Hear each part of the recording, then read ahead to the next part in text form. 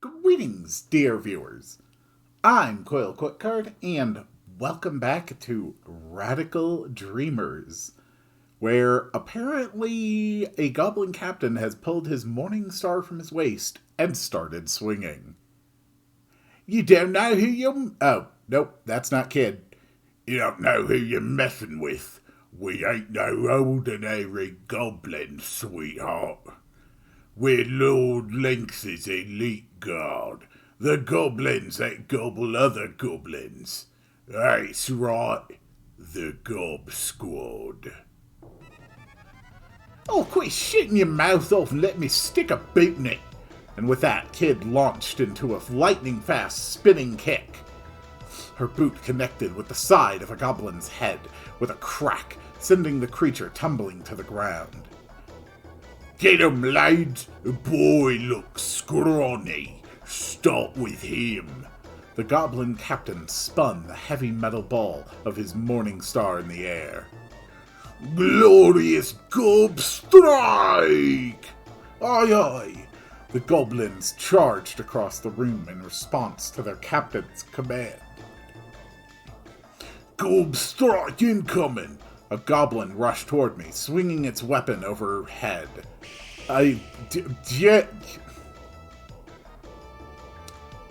It literally doesn't give you enough time to react.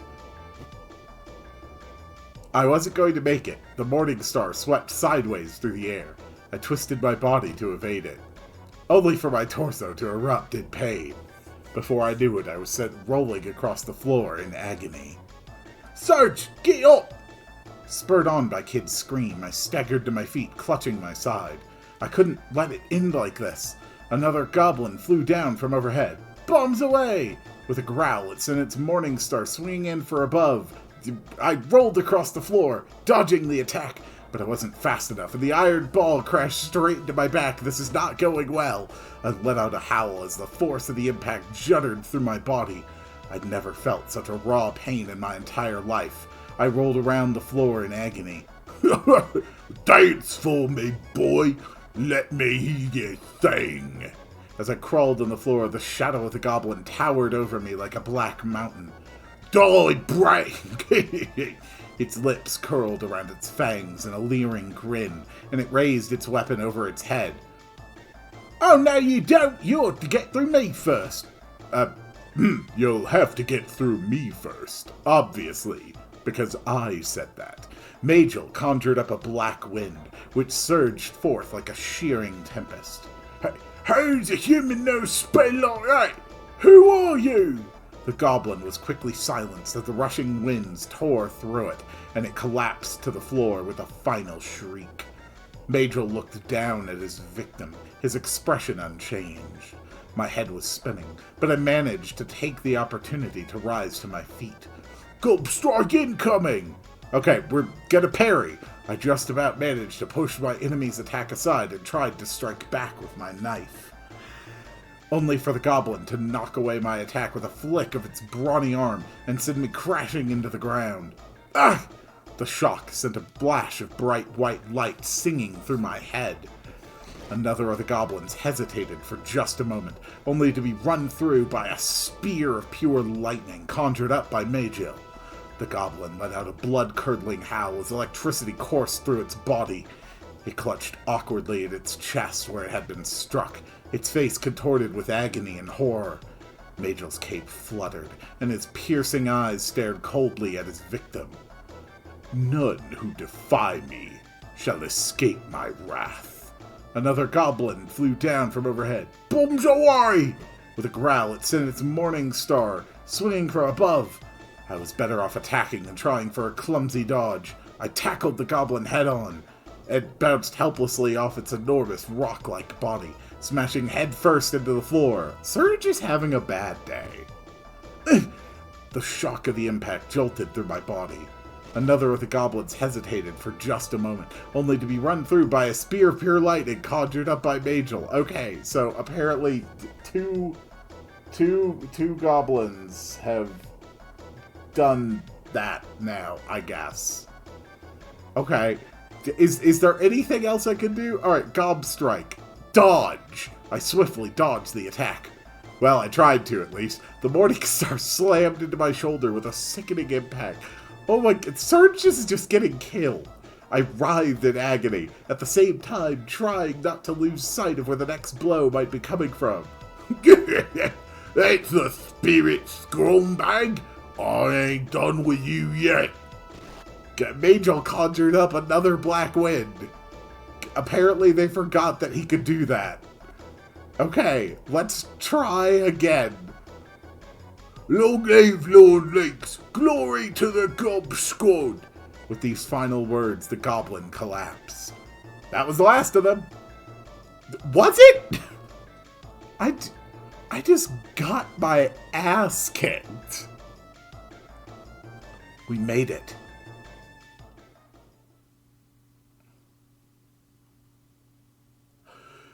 Ha!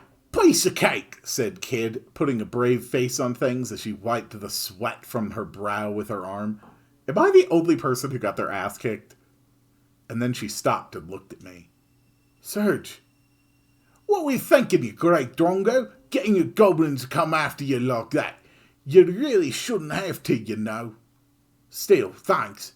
Can't say I wasn't happy to see your crazy ass jump in like that. She was actually smiling at me. Kid's smile lighted a light and kindled a light inside me, and with it a peculiar warmth that came in ripples. Dude, now's not the time to get turned on. Ah, seems Lynx has got the better of us. We turned to Majel. What do you mean? Asked Kid. We never frozen flame, didn't we? Not quite. It was a fake. Bait, to be precise. The red jewel in Majel's hand suddenly splintered and fell to pieces with a shattering sound. Gah, that rat bastard! Course he wouldn't do this fair and square. Fair and square? Strange words coming from Kid. Seems our quest for the frozen flame continues. Yeah, but before we get back to it, this bunch of drungos said their lengths is illegal, right? But they've got some nice loot on them. With that, she started unceremoniously rummaging through the fallen captain's pockets. She was like a hyena sniffing for scraps. Hello, hello, what's this? She found an odd metal plate. It resembled an open hand and was covered in runes. Reckon this might open some other magic door somewhere. Well, never know when it might come in handy either way. Finders keepers. The plate vanished into Kid's pocket. Looks like there's nothing else worth taking, unless you can't pocket licks and bits of string. She rose to her feet and looked around the room. You know, it's a real shame to leave the rest of all this loot just sitting here unloved. Suppose we can come back for it whenever. Kid turned to face us and flashed a grin. All right, lads, get a move on. We ain't gonna be dark forever. That hand-shaped plate is our only clue for now, muttered Majel, seemingly to himself. We left the vault, resuming our quest for the frozen flame. Okay, cool. The corridor outside the room stretched off to the left and right. The path to the right led to the terrace. The left led to a staircase going upward. Okay, so I don't want to go up the staircase, because that leads back to the trapped room. So I think we want to head toward the terrace. We continued down the corridor, eventually coming across a door on our left. The corridor continued on back toward the terrace. Yes, now I want to come in here. We are going inside. In we go! Kid stilled her breath and reached for the handle. The door wasn't locked. It swung slowly open. What's this room supposed to be? Place is a dump. Kid had poked her head in through the door, taking a quick peek to see if there was anyone inside, and was disappointed by what she found.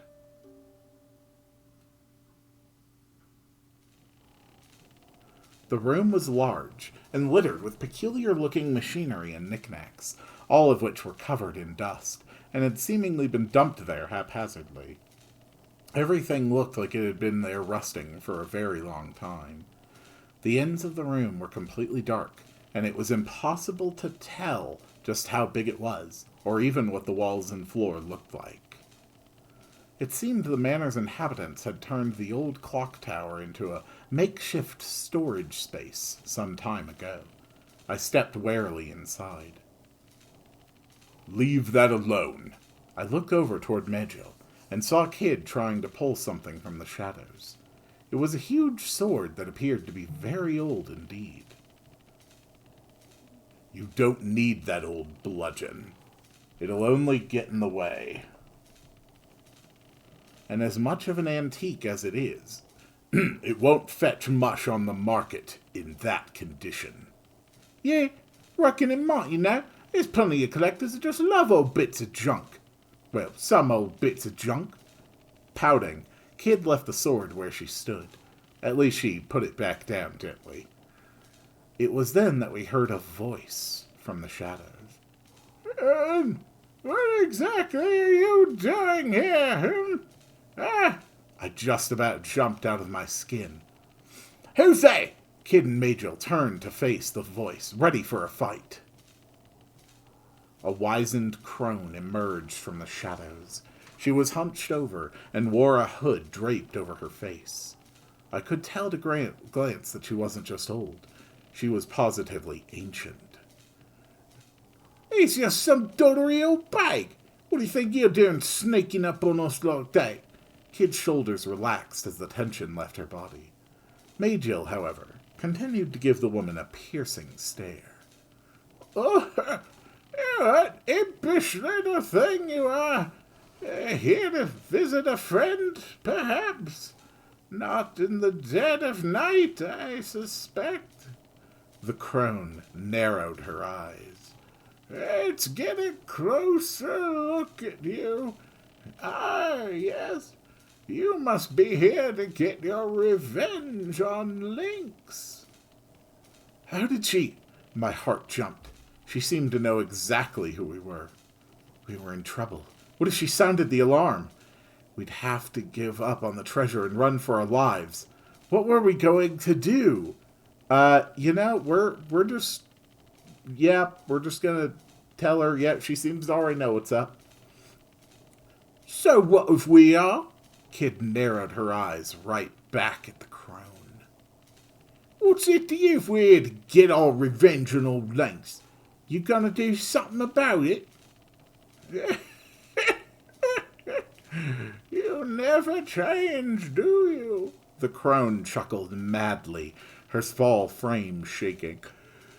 "Ha! The boldness of youth. Yes, that's the spirit." "You what?" Kid looked at the crone, completely confused. I was no less mystified. "What the heck are you on about?"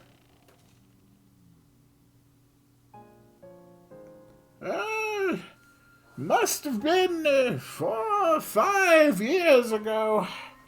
Yes, it was around then that an innocent young thief stole into the manor, looking to singe Lord Lynx's whiskers. She couldn't have been much older than 10, now that I think of it." Shocked, my gaze turned to Kid. A wet glint had appeared in Kid's eyes, but her glare was like ice. It certainly felt as if the temperature in the room had suddenly dropped below freezing. With a chuckle, the crone continued her story, pretending not to have noticed the change in mood. "She is an orphan, you know. Came after Lynx to avenge a woman who'd loved her like her own daughter. But all the vengefulness in the world couldn't change the fact that she was only a little girl. She was no match for Lynx's men, sadly, and they quickly captured her. Lynx is the kind of man one would fear to have for an ally, never mind a foe. Had it not been for the timely assistance of a friend of hers, the girl would have certainly been executed." the way the people of the manor told it, the very shadows pitied the girl and rushed in to spirit her away. I wonder how much of the tale could be true. I have nothing but sympathy for those who know failure, of course. You can't win all the time. And sometimes, against all odds, fate really can be foiled, and the clockwork of history sent into disarray.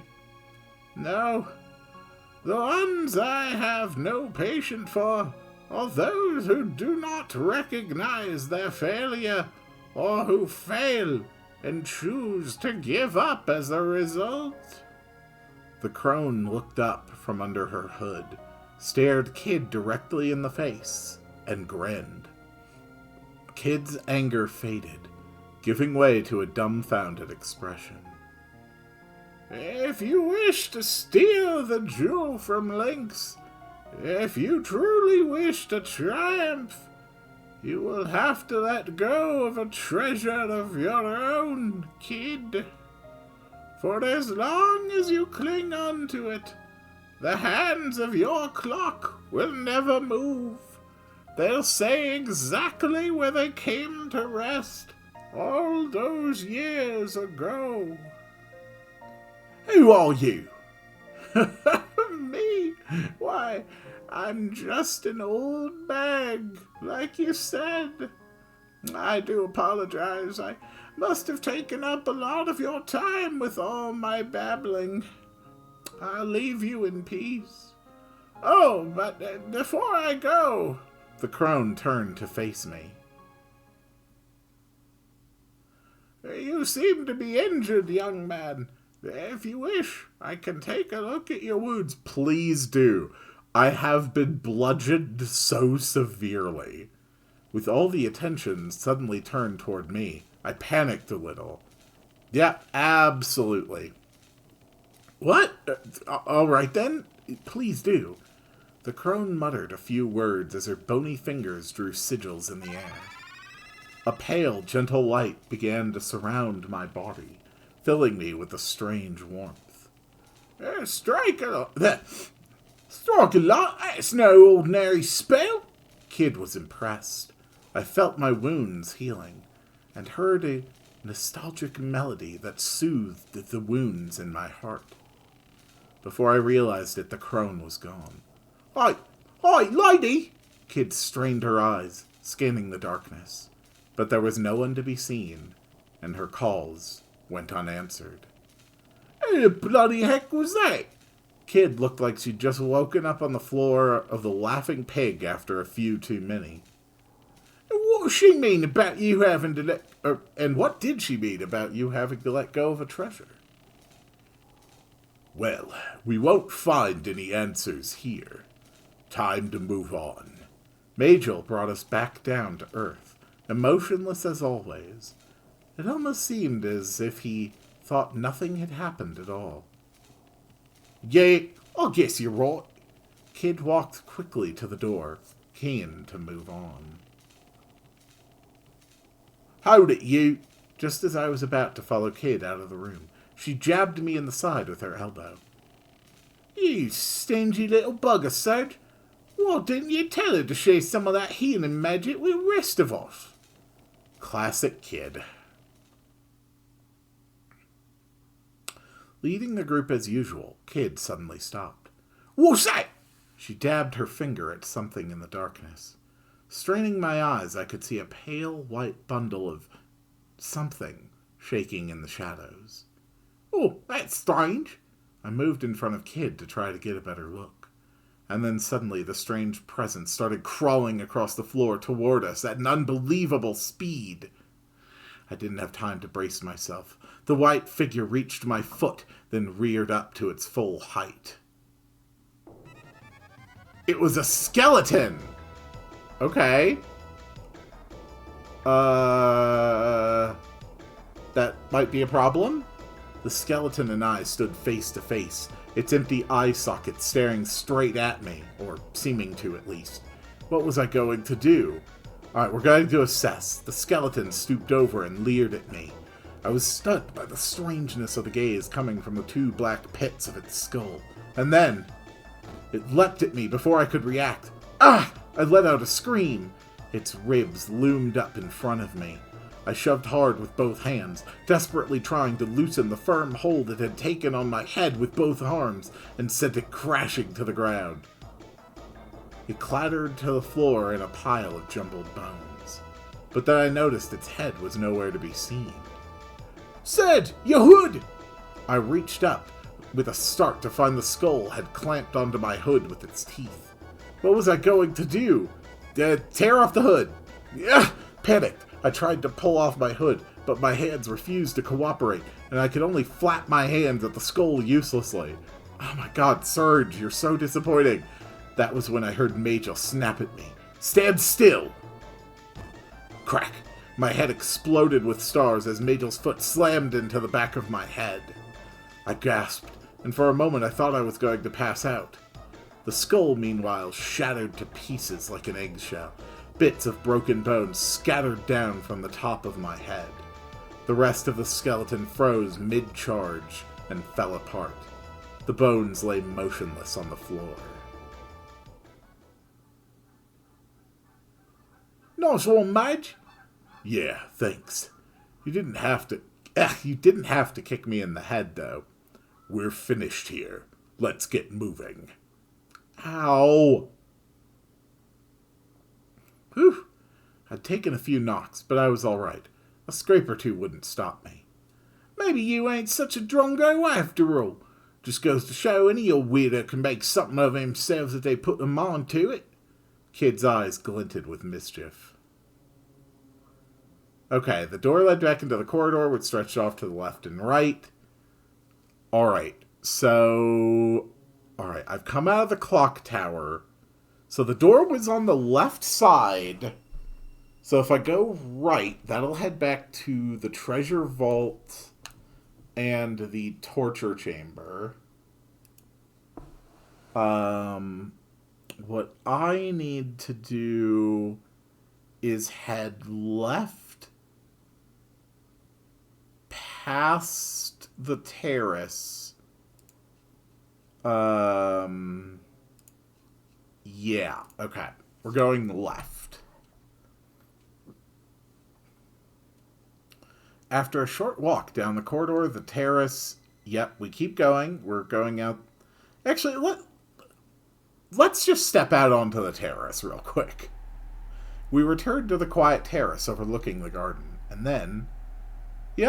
let's drop a save. And, let's talk to Kid real quick. Alright, Sid. You're finally starting to learn how to get your hands dirty, ain't you? Guess people really can change if they put in the effort. Kid's eyes... Stop that. Kid's eyes shone with an impish playfulness. Well, she hadn't seen anything yet.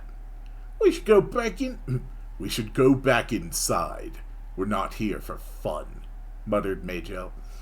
Well, he said that, but yeah, we can go back inside. Majel doesn't seem like one for small talk. Alright, so we want to go left. There was another path we could go that was on the other side of the intersection that led to Lynx's daughter and Lynx's room.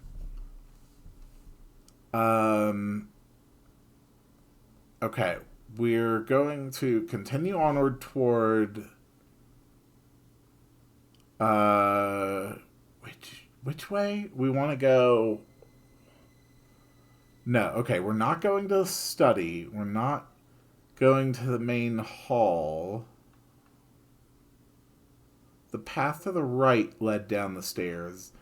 Yes, we want to go down the stairs. Slowly, we crept down the staircase, descending deeper into darkness as we went. At the bottom, the path split. We are going to go toward the atrium on the left, because the passage on the right goes to, ultimately, Lynx's room. So we're heading to the atrium. Kid poked her head through the arch-shaped door and took a look around. "Oh, it's big in here. Must be some kind of hole."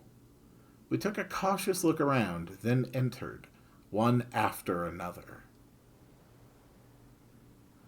The atrium was like a beautiful plaza, complete with a statue that doubled as a fountain. Pillars and arches lined the walls, and in the center was a small pool of clear water, above which the statue stood. On the other side of the room I could see another arched entrance like the one we had come through. "Oh, that's cold!" Kid was scooping up water from the fountain. I went over to her, resting my hand on the edge of the marble basin, peered into the pool beneath. Shadows flickered under the water's surface. "You reckon those fish are rare? As in, valuable?" Kid leaned right over the edge. "Dude, you're not going to steal fish out of here!" I couldn't see the bottom. I wondered how deep it was. The shadow of one of the fish grew larger and larger. "Whoa!" Sensing danger, Kid leapt back from the edge. Clack! A fish leaped out of the water and snapped at her, its jaws bristling with razor-sharp teeth. Its mouth closed shut on the air where she'd been only moments before, and with a splash the fish darted back under the water. Pteranodons! Deadly carnivorous fish with razor-sharp teeth and powerful jaws that could snap a monster's horn in half. Staring in horror, I watched as dark shadows began to gather in what little of the pool I could make out. The pteranodons must have detected prey.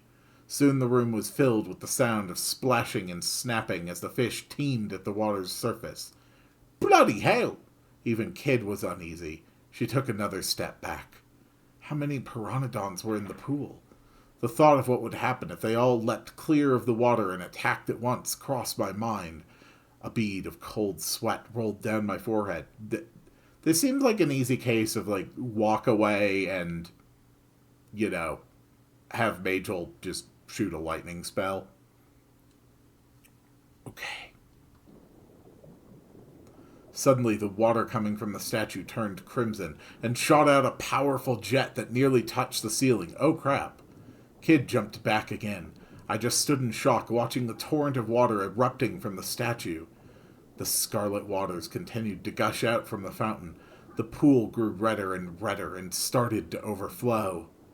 We looked on entranced, but the spell was soon broken when we realized that the water was starting to flow faster and faster over the rim of the basin. Oh, okay, I see how this works. The pteranodons had begun to jump and snap at the water's surface with bloodthirsty glee. I was brought to my senses by the dull slapping sound of pteranodons hitting the floor. We are going to rush to the exit. Quick, there's an exit on the other side. I pointed at the doorway opposite where we'd come in. I tried my hardest to rush across the red pool, sending up great gouts of crimson water, but it was thick as blood, and I found myself struggling to move. I felt sharp jabs of searing pain as countless pteranodons snapped at my legs. I think I actually did this wrong. I think I was supposed to go back the way I came. Kid gritted her teeth in pain. "Serge, we gotta do something before we get turned into mincemeat." What was I going to do? Yeah, let's go back. Kid, let's get out of here. In a panic, we splashed through the water back to the corridor we came from. The fangs of the pteranodon snapped at my legs, and I felt a searing pain, but I had to endure it if I had any hope of reaching the entrance. Breathing heavily, I found myself back in the corridor outside.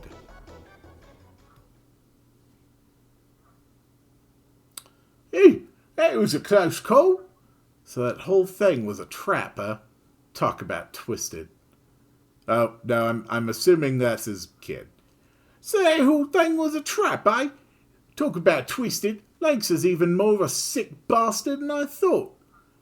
I was about to say he wouldn't have to be if he didn't have to guard against people like her breaking into his home, but I thought better of it. Well, at any rate, I think we can consider that a dead end. Let's go back. Defeated, we left the atrium. Something caused Kid to stop in her tracks. Hello. What we have here? She pointed to the side of the entranceway to the hall. I found myself face to face with a sculpture of an old man's face, with a truly phenomenal beard. Okay. The sculpture's eyes seemed to gleam with life. For a piece of marble, it seemed almost too realistic. "It's a mouth of truth," announced Magiel. "An enchanted statue that can tell when you're lying. If it catches you, it'll bite your hand off." Magiel kept his explanations simple so that Kid wouldn't drift off before he got to the important part. So what's it doing here then?" "I suspect it's part of a greater mechanism." "Stick your hand in its gob, do you? Right, let's see what happens, shall we?" With a mischievous glint in her eye, Kid darted over and stuck her hand in its mouth without a moment's hesitation. "Why would you do this? Why? Why would you do this?" She stood there for a moment waiting, but it didn't take long for her to get bored. Nothing. Suddenly I had an idea. "Hey, Kid, who's the greatest thief who ever lived?" "Me, course you drunk," Kid answered without a moment's hesitation, and then suddenly her face twisted with pain. The teeth of the marble sculpture had clamped down on her hand. It bit me!" she cried. "Knock it off! Everyone knows it's the truth." "Ow!" The sculpture bit her again as soon as she spoke. You little..." A cold sweat formed on Kid's forehead. The sculpture was tightening its grip. "Why would you do this?" "It won't let go until you say something true." Despite the obvious urgency of the situation, Majel was matter-of-fact as ever. "Just say anything, Kid. Anything! As long as it's the truth." Obviously, Kid wasn't listening. Instead, she just kicked awkwardly at the statue. "Oi, Beardy, let go of me bloody hand!" She planted her feet either side of its mouth and tried her hardest to pull herself out. She heaved, kicked and stamped, grunted and strained. And then finally her hand popped free. I was taken aback by what I'd just witnessed and couldn't say a word. "See? Told you it was the truth!" Kid raised her hand in the air triumphantly, as if to demonstrate. I could see heavy bite marks. The sculpture hadn't come away from the struggle unscathed either. Kid's attempt to break free had left it cracked in several places. Majel pointed silently at part of it. I went to take a closer look and saw a pale, flesh-colored tongue. "I expect we're supposed to put something there," commented Majel. "Something? What exactly?" I replied. Kid stood there for a moment, lost in thought, and then she started to unload all the knickknacks she'd been carrying. It was a strange collection of odds and ends, pulled out from her pockets, her boots, and even from her braid. "All right, Serge, now it's your turn to have a go at that stupid statue."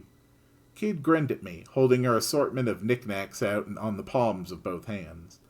I guess she'd decided that whatever further horrors the statue had in store, she'd rather not face them herself. Nice, Kid. Real nice. Grumbling to myself, I reached out to pick an item. I chose... we did find the plate that was shaped like a hand earlier, so we are going to do that. I took the hand-shaped metal plate we'd found. After taking another look at the runes, I was no closer to working out what they might mean. Here goes nothing. I stuck the plate into the mouth of Truth's marble maw. As soon as I did so, its eyes rolled upward, and the wall gave a light judder. A low rumbling sound came from the sculpture's mouth. "This indeed is the ultimate truth of the universe." "Did you hear something?" Yeah? I watched the mouth of Truth in confusion. Its great marble tongue lolled out, almost like a snake. It coiled around the plate, seizing it and pulling it deep inside. What? What's going on? In a panic, I looked to Majel for answers. Seems this ineffable truth of the universe has left even the mouth of truth tongue-tied. Majel answered in his usual deadpan manner. I think he might even have been trying to make a joke. Hang on, so that plate thingy revealed the truth of the universe? And it went and crammed it down Biddy's gullet? Do you realize how much we could have sold that for? Kid kicked the floor in frustration and snapped her fingers. And then drains on all sides of the room suddenly opened wide.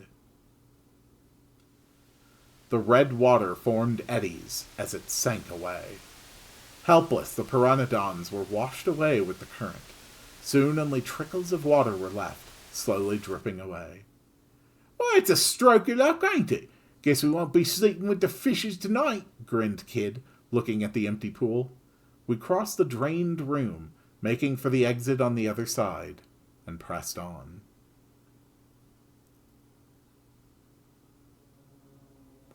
We went through the atrium and continued down the corridor before finding ourselves at a fork in the road. Alright, so we have now reached another deeper area of the manor.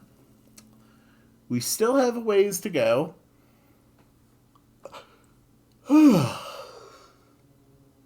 Yeah.